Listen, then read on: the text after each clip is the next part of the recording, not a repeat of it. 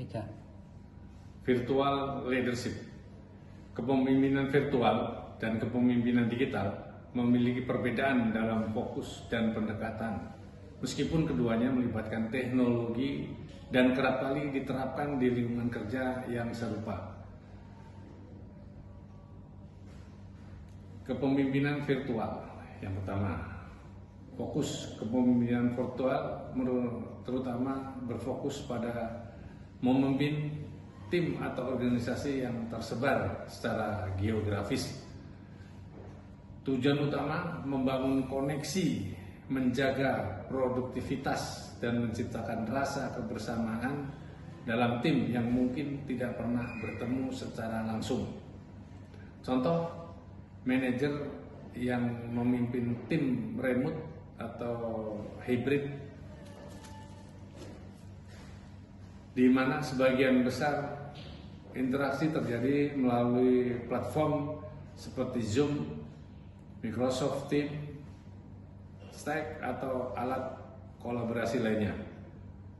Kepemimpinan digital, fokus kepemimpinan digital lebih luas, berkaitan dengan memimpin transformasi digital dalam organisasi. Memimpin digital tidak hanya menggunakan teknologi untuk komunikasi, tetapi juga memimpin perubahan yang diakibatkan oleh teknologi digital untuk mencapai tujuan strategis organisasi.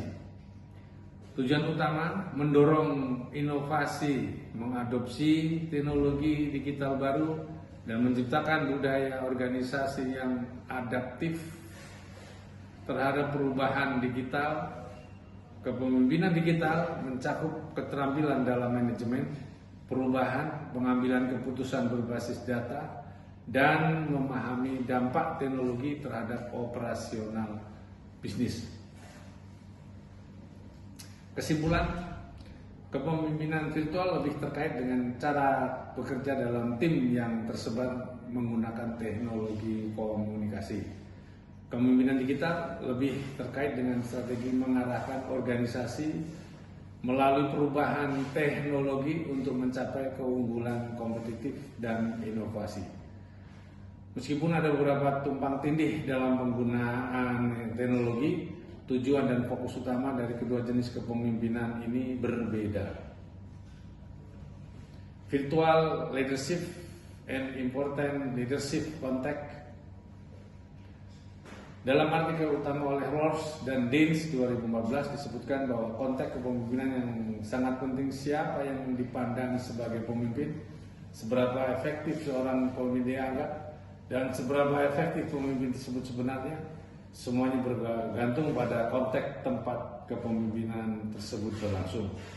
Salah satu konteks yang menjadi semakin penting adalah tim virtual, yaitu tim yang anggotanya dapat tersebar di berbagai organisasi, zona waktu, lokasi geografik, dan budaya, dengan teknologi yang memungkinkan komunikasi dan koordinasi antara anggota. Huang Kahai dan Justice 2010. Sebuah studi oleh MCE WorldScom 2001 menentukan bahwa untuk perusahaan dengan 500 atau lebih karyawan, 61% dari mereka melaporkan pernah berada dalam tim virtual. Sementara itu, sebuah studi pada tahun 2008 diperkirakan bahwa 80% pengguna tim virtual akan terjadi pada. Dengan semakin banyaknya pekerjaan yang dilakukan dalam tim virtual, kebutuhan untuk kepemimpinan virtual juga meningkat. Pemimpin virtual bertugas mengelola tim dan pekerja virtual, membantu mereka menjadi produktif. Penelitian telah mengkaji bagaimana pemimpin mempengaruhi perilaku tim virtual. Prinsip 1 berfokus pada bagaimana kepemimpinan dibangun secara sosial dan dipengaruhi oleh individu. Konteks tim virtual adalah konteks yang mungkin. Prinsip 2 adalah tentang dampak pemrosesan informasi pada kepemimpinan. Tim virtual mengaruhi hal ini karena mereka menawarkan media yang berbeda di mana informasi diproses. misalnya email, telepon, program berbasis komputer, dan tidak memiliki banyak cara tradisional untuk memperoleh informasi tatap muka seperti syarat nonverbal dan nada suara. Berbagai sumber informasi akan berdampak signifikan pada bagaimana tim dan pemimpin dipersepsikan oleh anggota tim. Dalam tim virtual, pemimpin mungkin lebih terpusat pada pertukaran informasi dengan temuan Hawk dan Kozlowski 2012 yang menunjukkan bahwa pemimpin yang menyediakan informasi yang relevan bagi tim memiliki dampak yang lebih besar pada kinerja tim. Semakin tinggi tingkat virtualitas tim. Prinsip 3 menyoroti bahwa efek pemimpin seringkali tidak langsung seperti yang ditunjukkan melalui kinerja pengikut seiring waktu. Prinsip 4 melihat ke depan dan tidak tergantung pada pendekatan lama untuk memahami kepemimpinan virtual. Jenis kepemimpinan yang berbeda di tim virtual.